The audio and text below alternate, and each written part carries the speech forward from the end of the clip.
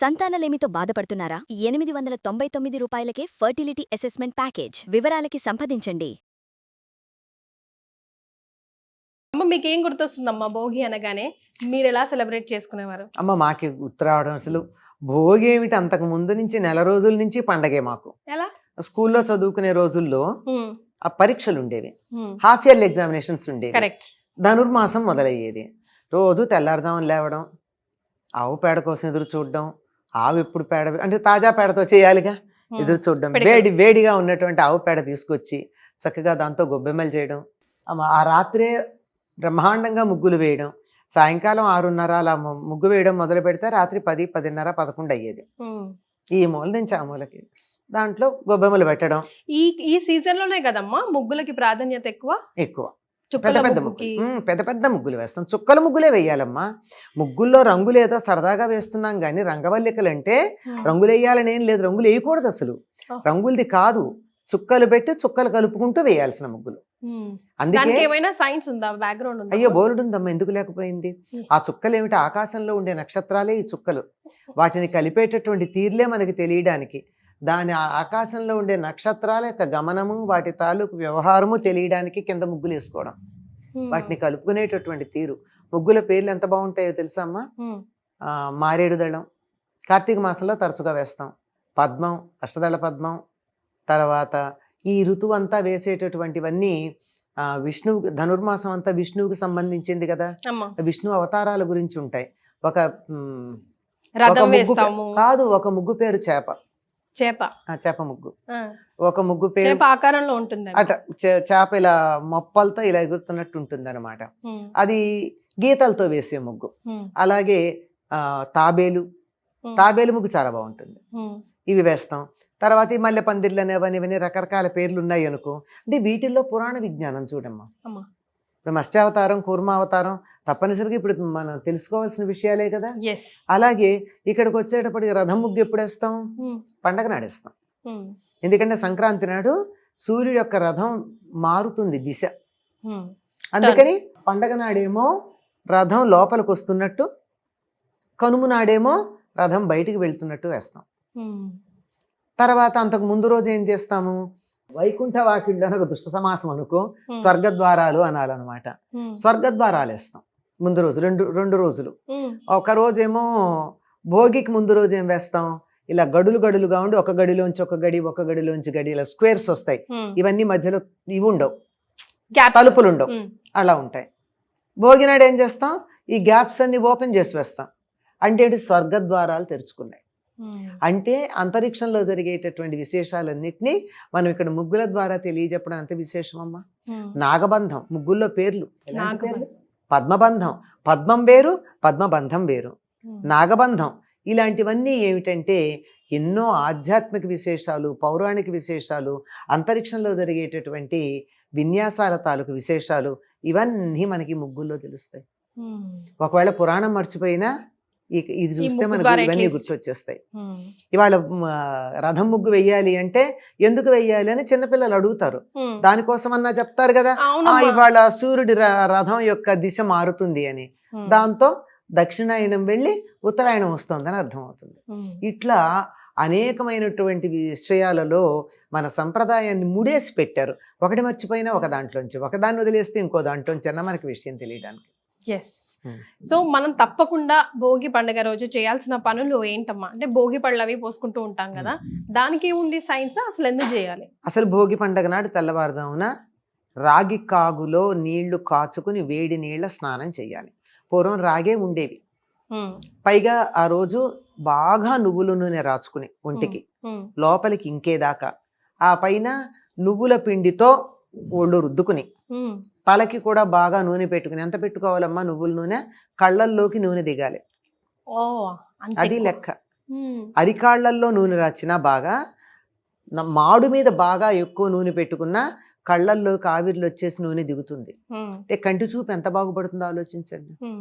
ఆ విధంగా నూనె రాచుకుని శుభ్రంగా వదిలేటట్టుగా, ఈనాటి షాంపూల్లాగా రసాయనిక ద్రవ్యాలు కాకుండా కుంకుడుకాయ, శ్రీకాయ ఇట్లాంటి వాటితో, శనగపిండి పెరుగుతో కూడా రుద్దుకుంటారమ్మా, ఆ రెండు కలిపి. అలా ఉన్న జిడ్డంతా వదిలించుకుని సూర్యోదయానికన్నా ముందే తలంట్లు అయిపోవాలి. ఇది కంపల్సరీ కదమ్మా, కంపల్సరీ. First rule. మొట్టమొదట ఈ రోజే కొత్త బట్టలు కట్టుకుంటారు, ఈ రోజే చక్కగా పిండి వంటలు చేసుకుంటారు, ఈ రోజే భోగి పళ్ళు పోసుకుంటారు. ఎందుకంటే ఇది ధనుర్మాసం చివరి రోజు అయిపోయింది కదా. ధనుర్మాసం మర్నాడేమవుతోంది, మకర సంక్రమణమై మకర మాసం మొదలవుతుంది కనుక ధనుర్మాసం చివరి రోజున గోదాదేవి రంగనాథుడిని వివాహం చేసుకుంది గనక ఆనాడు భోగి, ఆవిడకి అది భోగం, అందుకని భోగి. ఈ రోజు పిండి వంటలు అంటే ముఖ్యంగా బియ్యం పిండి వంటలు చేస్తాం కదా, అరిసెలు, కొత్త కొత్త బియ్యం వస్తాయి కదమ్మా, కొత్త బియ్యం కొత్త బెల్లం వస్తాయి, నువ్వుల పంట వచ్చేసి ఉంటుంది, ఇంకా అపరాలు రావు, ఏవి కందులు పెసలు మినుగులు లాంటివి రావు. ఉడికే మనం వాటివి పచ్చివి తెచ్చుకుని తంపటేసుకు తినడమే తప్ప పూర్తిగా రావు కదా. అంచేత ఈ నువ్వులు వచ్చేస్తాయి కనుక బియ్యము నువ్వులు బెల్లముతో కలిపినటువంటి పిండి వంటలంతా చేసుకుంటాం. అరిసెలు, నువ్వులద్ది, అలాగే జంతికలు, ఇవి 6 నెలలు ఉంటాయమ్మా తాజాగా. కొత్త బియ్యం కదా, ఆ బియ్యంలో జిగురు ఉంటుంది, దాంతో చేసిన 6 నెలలు నిలవ ఉంటాయి. అంటే అన్నిట్లో కూడా నువ్వులను యాడ్ చేస్తున్నాం ఇప్పుడు మీరు చెప్పలే, దానికి ఏదైనా రీజన్ ఉందమ్మా. మకర రాశిలో ప్రవేశిస్తున్నాడు కదా, మకరానికి అధిపతి శని, మకర రాశికి శనికి సంబంధించినటువంటి తృప్తి కలగాలి. అందుకనే శనిని తృప్తిపరచడం కోసం తెల్లవారుదామున నువ్వుల నూనె రాచుకుంటాం. పైకేమో శనికి తృప్తి అని చెప్తాము, కానీ వాస్తవానికి ఏమిటంటే శీతాకాలం వెళ్ళిపోయింది, వేసంకాలం వస్తోంది. సరిగ్గా ఈ ఋతువు ఎలా ఉంటుందంటే పొద్దున 7:30, 8 దాకా మంచుపడి చలిగా ఉంటుంది, 8:30, 9 అయ్యేటప్పుడు చుర్రుమని ఎండ కాల్చేస్తుంది. ఈ సమయంలో ఒళ్ళు పగులుతుంది. శీతాకాలంలో కానీ ఇప్పుడు బాగా పగులుతుంది ఒళ్ళు, ఆ ఒళ్ళు పగులుతుంది, చర్మం పగులుతుంది. అలాగే లోపల మనకు కనపడవు కానీ రక్తనాళాలు అవి కూడా ఇబ్బంది పడుతూనే ఉంటాయి. ఇది కనపడుతుంది, అవి కనపడవు. వాటన్నిటికీ ఉపశమనం కలగాలి అంటే నువ్వుల నూనె మర్దనం మించి ఇంకోట్లేదు. అందుకని శుభం అని చెప్తారు, శనిపోతుంది అని చెప్తారు. శనిపోతుందంటే ఆరోగ్యం వస్తుందని అర్థం. మన వాళ్ళు ఏం చెప్పినా శారీరక మానసిక ఆరోగ్యాల గురించి చెప్పేవి ఉంటాయి తప్ప వేరేవి కాదు. కనుక పైగా తప్పనిసరిగా ఇప్పుడు నువ్వుల పంట కూడా ఇంటికి వస్తుంది. మామూలుగా నువ్వులు నేను నీకు ఇస్తే నువ్వు తీసుకోరు కూడా, శనికి సంబంధించిందని. అందుకని ఇవాళ నువ్వులు పంచుకోవడం చాలా గొప్పగా చెప్తారు. అదే బల్లంతోనో దేంతోనో కలిపి నువ్వుల ఉండలు. అదే మనకి మహారాష్ట్ర అయితే తప్పనిసరిగా నువ్వుల ఉండలు పంచుతారు. నువ్వులు తప్పనిసరి. మొత్తం చెప్పిన స్టోరీ వింటుంటే ఈ 3 days కూడా భోగి కానీ, సంక్రాంతి కానీ, కనుమ కానీ, కనుము కానీ తండ్రి కొడుకుల్ని అంటే సూర్యుడిని శనిశ్చరుని సాటిస్ఫై చేసే దిశగానే మన కార్యక్రమాలన్నీ, మన పండగలన్నీ ఈ 3 days కి సంబంధించి ముఖ్యంగా ఏదో ఉంది అనిపిస్తుంది. ఏమంటారు? అంటే అమ్మా ఉంది అంటే అసలు యముడు, యమున, శని వీళ్ళందరూ సూర్యుడి యొక్క సంతానమే. అందుకే యమునలో స్నానం చేస్తే యమబాధలు ఉండవంటారు. అలాగే భగినీ హస్త భోజనం కూడా దాని నుంచి వచ్చినటువంటిదే. శని కూడా వాళ్ళ నాన్నలాగా మంచి డిసిప్లినేరియన్, క్రమశిక్షణ పెట్టేటటువంటి వాడు. పైగా అక్కడి నుంచి ఉత్తర దిక్కుకు బయలుదేరుతున్నాడు కొడుకు దగ్గరకు వచ్చేటప్పటికి. ఈయన కొడుకు ఆధిపత్యం కలిగినటువంటి మకర రాశిలోకి వచ్చేటప్పటికి సూర్యుడు ఉత్తర దిశకి బయలుదేరుతూ ఉన్నాడు. అంటే ఇక్కడ అర్థం చేసుకోవాల్సింది ఏంటంటే కొడుకుల దగ్గరికి వెళ్ళాక తల్లిదండ్రులకి ఉత్తరగతులు ఉండాలి, అధోగతి ఉండకూడదు. అర్థమైంది కదా, అధోగతి రాకుండా ఉండాలి అని చెప్పి అట్లా ఉంటుంది. మరి భోగి పళ్ళకు కూడా చాలా ఒక శాస్త్రీయమైన అంశమే ఉందమ్మా ఇందులో. మనం వేడుకగా ఆర్భాటంగా చేస్తున్నాం కానీ దానిలో ఉన్న రహస్యం మర్చిపోతున్నాం.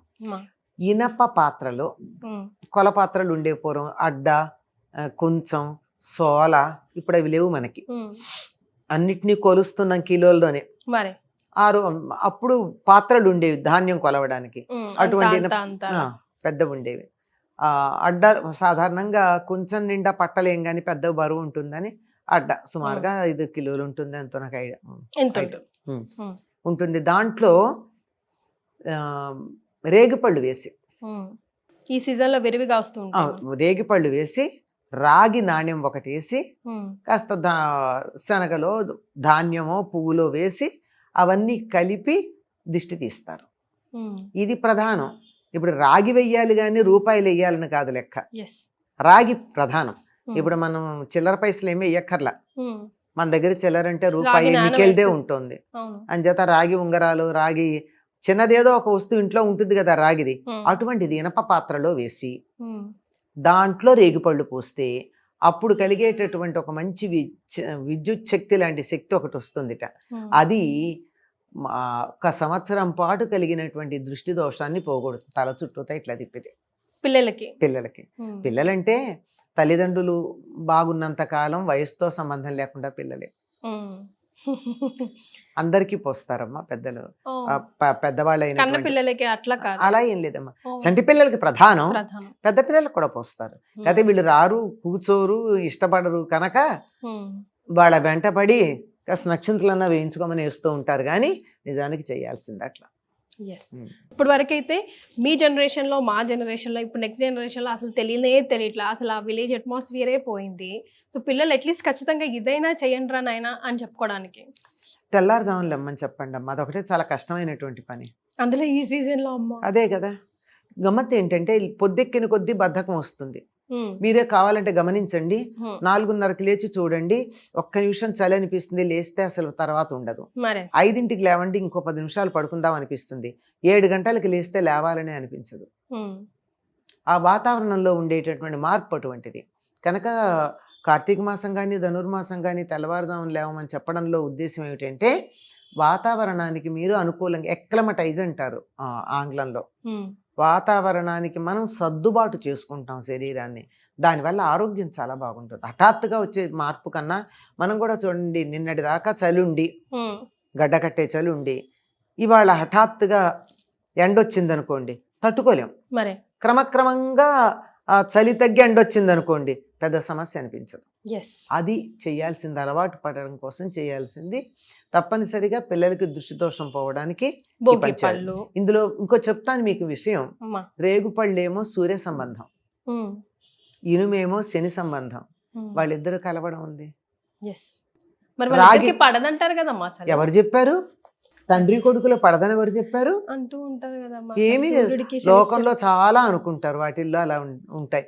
మళ్ళీనేమో రాగి కూడా సూర్యుడికి సంబంధించినటువంటి లోహంగా చెప్తారు. ఇవి కలిసేటప్పటికల్లా చక్కని విద్యుత్ వస్తుంది. మీరు ఇందాక కూడా అడిగారు, సూర్యుడు శని వీళ్ళిద్దరికీ సంబంధం అంటారు కదా, అదే మరి. అయితే మనం అసలైన విషయం మర్చిపోతున్నాం, భోగి మంటలు. భోగి మంటలు, దానికి శాస్త్రీయమైనటువంటి విషయం ఏముందో పెద్దగా మనకి శాస్త్రాల్లో లేదు. భోగి మంటలు వేసుకోవడమే ఉంది. కాకపోతే ఉత్తర దేశం వాళ్ళు ఏమంటారంటే ఇది యజ్ఞావశిష్టము అంటారు, యజ్ఞానికి సంకేతంగా. కానీ మనం వేసుకునే భోగి మంటలు పాచమోహంతో వేసుకుంటాం కదా, అది కాదు. కానీ ఉత్తర దేశంలో ఎందుకు చెప్తారంటే ఈ రోజున కొత్తగా ఉపనయనం అయినటువంటి పిల్లలు పసుపు రంగు బట్టలు కట్టుకుని ఆ అగ్నిహోత్రం రాజేసి వాళ్ళు కొత్తగా నేర్చుకున్నటువంటి సంధ్యావందనాన్ని అక్కడ అభ్యాసం చేస్తారని, భోగి మంటలు దానికి అవశేషం అని చెప్తారు. కానీ సంప్రదాయం ప్రకారం బ్రహ్మచారి అగ్నికార్యం చెయ్యడు పెళ్ళైతే గాని. కానీ సామూహికంగా చేసుకునే ఒక యజ్ఞం లాగా చెప్పుకోవచ్చు. అది ఇంకేంటంటే ఎలా చేస్తారంటే ఎవరు ఏ ప్రాంతంలో ప్రధానమైన పండగ చేసుకుంటారో ఆ పండగకి ఇళ్ళన్నీ శుభ్రం చేసుకోవడం, బాగు చేసుకోవడం ఉంటాయి కదా, అలా చేసుకుంటూ అక్కడ ఉన్నటువంటి ఆ చెత్త చెదారం అంతా తీసి భోగి మంటలో పడేస్తూ ఉంటారు. సో ఇది భోగి పండుగ విశేషాలు. మరొకసారి భోగి పండుగ శుభాకాంక్షలు. అందరికీ కూడా ఈ భోగి భోగప్రదాయకమయ్యి అందరూ ఆనందంగా ఉండాలని కోరుకుంటూ భోగి పండుగ శుభాకాంక్షలు.